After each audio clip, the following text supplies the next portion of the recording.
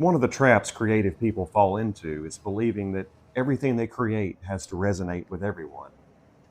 It doesn't.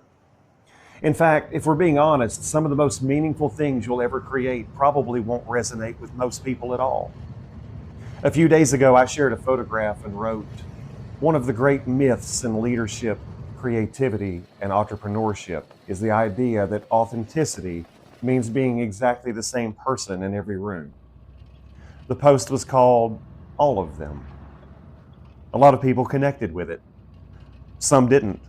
And that's okay. Because the goal is never universal approval. The goal is meaningful resonance. I think that's true in business, in leadership, and in relationships. Not everything you create is for everyone. Not every story will land. Not every idea will connect. Not every experience will be appreciated. And if you spend your life chasing universal approval, you'll eventually sand off every interesting edge you possess. You'll become less specific, less authentic, not because you're trying to deceive anyone, but because you're trying to appeal to everyone. And in the process, you'll risk becoming memorable to no one. The things people remember most are usually the things that were created with conviction. The restaurant that does things its own way. The musician with the recognizable voice. The business that stands for something. The teacher whose style isn't for everyone, but changes the lives of the people who connect with it.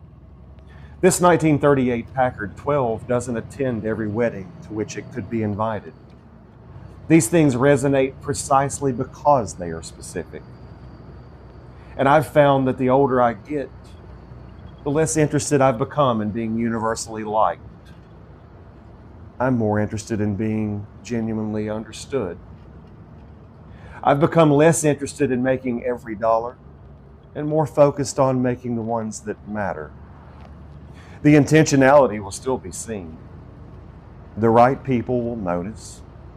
And if you really want to drill this down to its simplest form, those are probably the people worth inviting into your life, or your audience, or your customer base.